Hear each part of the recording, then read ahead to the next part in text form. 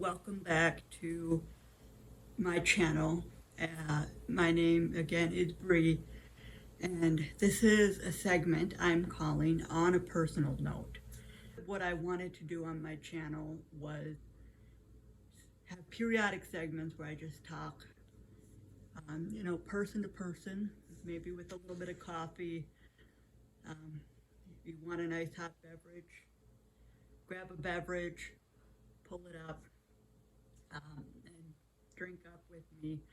And I want to just talk a little bit about some personal things that are going on in my life.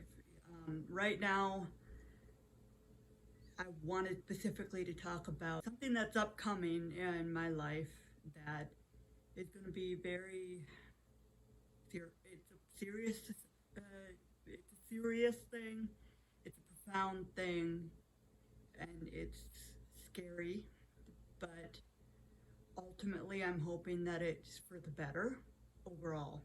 Uh, Coming up on March 15th here, I'm going to be going in for an open heart surgery. I'm going to be doing this at Mayo Clinic, and I live in St. Paul, but I will be going down to Mayo Clinic to have this heart surgery done. And I'm not entirely sure how long I'll be in the hospital, but 4 to 5 days is the estimate. Obviously, everyone's a little bit different.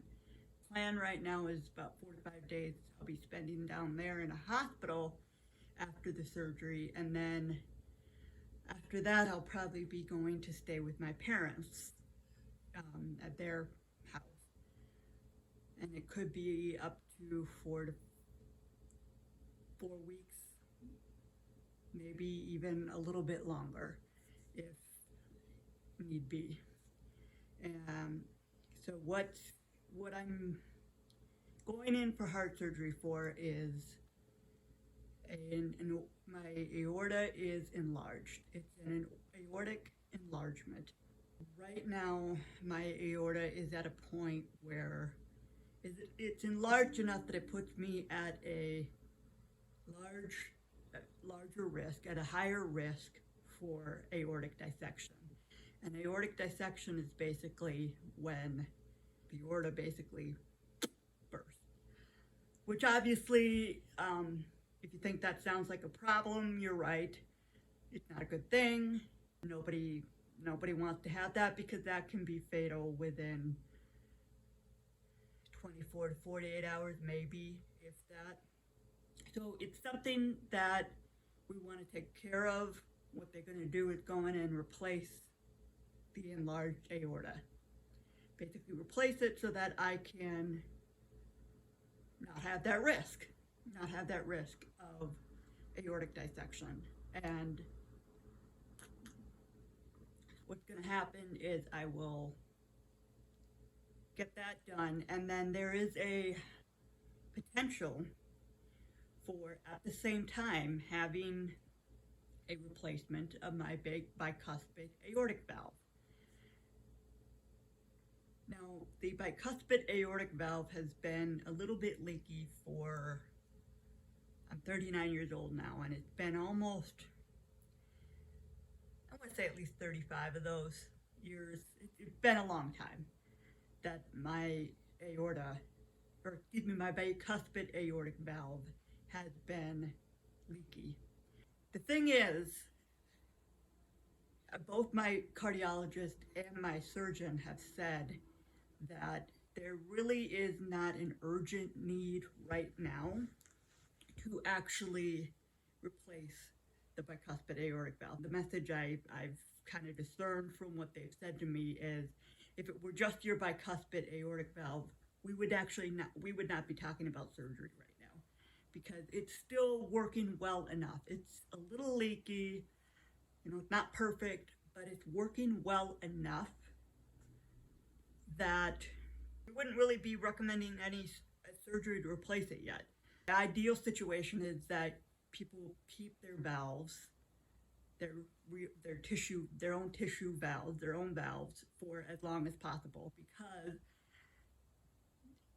to replace it with either a either a bioprosthesis valve or a mechanical valve increases the risk of infection. And in my case, if they were to replace it, it would be a mechanical valve. Now you might be asking, okay, so, but your valve's working fine, so why would they even think about replacing it? Well, here's the issue. I've already had 3 open heart surgeries in my lifetime. This one will be my 4th. The more open heart surgeries you have, the more complicated it gets. There is the consideration that if I don't do this now, if I don't replace the valve now, how likely is it that I will have to replace it in the future? There is a very distinct real possibility that I will have to replace it in the future. And by that time, I will be older, may not be in as good a shape as I am now. I've recently lost 95 pounds. I exercise pretty much daily. That includes, weightlifting and like metabolic strength training and jogging, running. And so, I'm in pretty good shape, and I'm physically pretty capable of recovering from this surgery.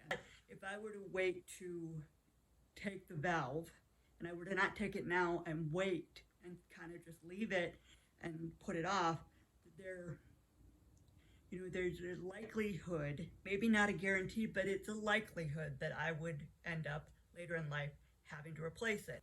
If I don't do it now, am I setting myself up basically for another surgery later on down the line? It's a tough call. It's a tough call because there are reasons to both go ahead and just do it now and save myself the aggravation, the whole process of having to go through another open heart surgery, which might probably be more complicated now because of scar tissue and things that I've already had. On the other hand, though, with the mechanical valve, there is the fact that I would have to be on Coumadin for the rest of my life. I've done that before, actually. I had a deep vein thrombosis that I had to have a course of Coumadin. I was on Coumadin for several months because of that.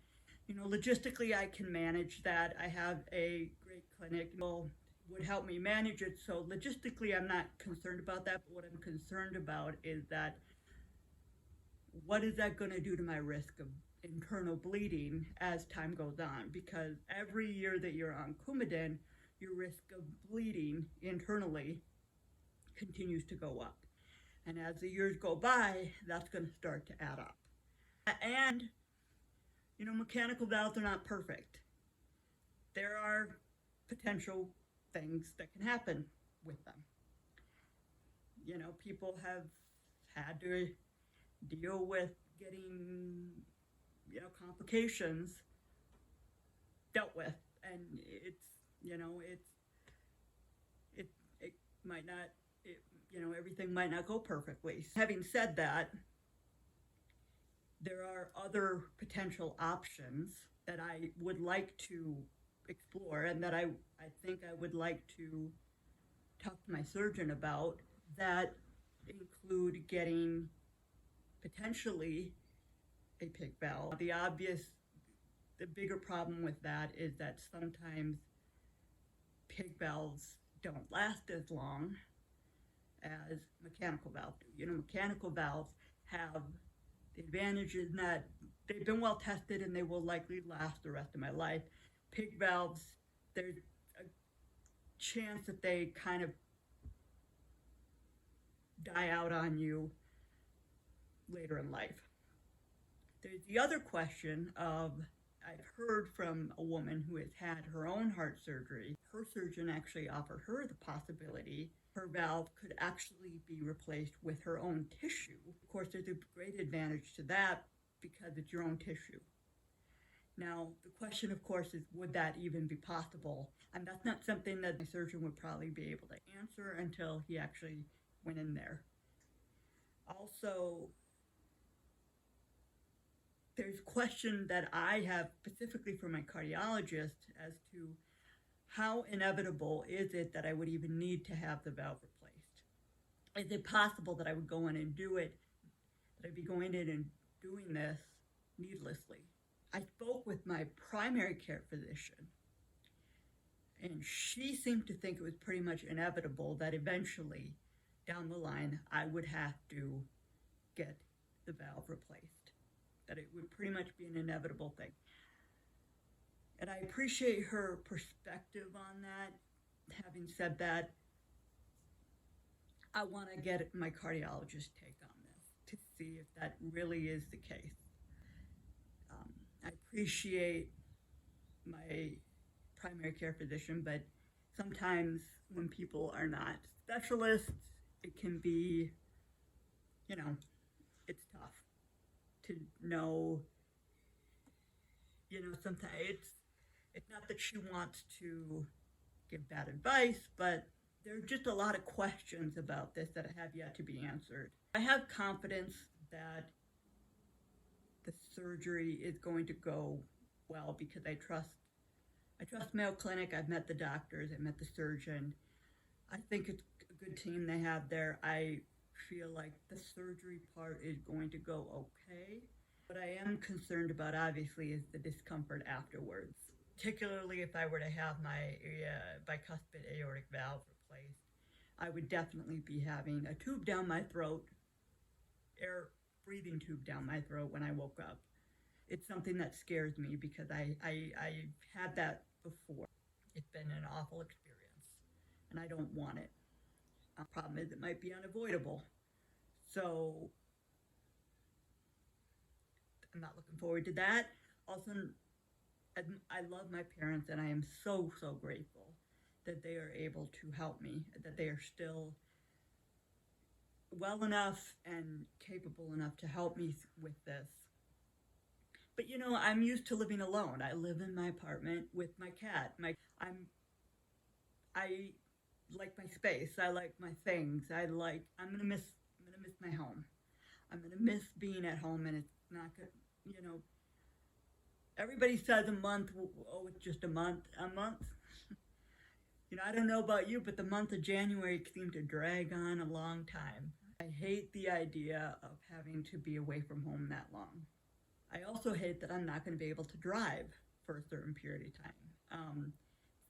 I guess the general consensus is 4 to 6 weeks that I don't drive. And I hate the thought of not being able to drive because that is a big part of my independence. Independence is something that's very important to me. It's something that I have been striving for a long time, and I hate to lose it. I worry about, will I get it back? Also, I'm worried about the logistics of getting my cat, because my cat will need to come with me to my parents' house because there's no way I'm just leaving her here alone in my apartment. She would come with me and be at my parents' house, but I'm worried about all the logistics of getting her there and getting, any personal items that I might want to get from my apartment and have while I'm at my parents' house, just to make it feel a little bit more comfortable, a little bit more like home. I'm also worried about being unable to do physically the things that I like doing, which is getting up in the morning and going for a run, or doing a nice metabolic strength training session, or just being able to move, because movement has been, not just for my physical health, it's been great for my mental health. It's really helped me to be able to just get some nervous energy out and get some anxiety out, and it's given me an outlet to really just kind of release some of that more negative mental stress. And I'm going to lose that for a period of time. I'm not going to be able to do that, and that's going to be hard. I have a lot of things I want to do with my life. I got a life I want to live. I want to get a new car. I want to move eventually, get my own condo maybe, but I can't do that while I'm recovering from open heart surgery. So there's a lot that I feel like will be put on hold, and it's hard. It's hard to just be having to pause. I guess the main thing right now is accepting that anxiety and trepidation is part of the process. It's probably everybody who's had open heart surgery probably has felt it.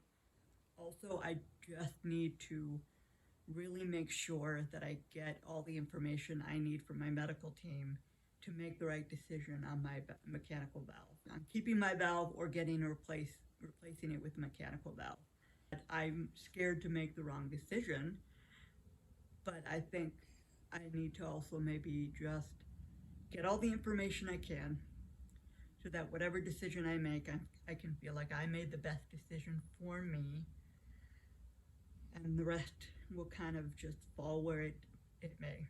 Anyway, I'm having the surgery on March 15th, and I'm looking forward to kind of getting it over with, and I'm hoping that it will be in the rearview mirror sooner than my mind feels like it will right now, that at some point it will kind of just be a blip on the radar, and I'll be able to move forward with my life afterwards. You know, if anybody out there has stories of their own experience with open heart surgery, I'd love to hear from you. I welcome any feedback on what the process was like for you and how you dealt with some of the anxiety and some of the frustration of having to slow down, not being able to do some things you wanted to do, and how you kind of got through that, and hopefully how you got through to the other side and move forward with life post-surgery. So thank you for watching, and I will see you in the next video. If you would like to see more, go ahead and check out my channel.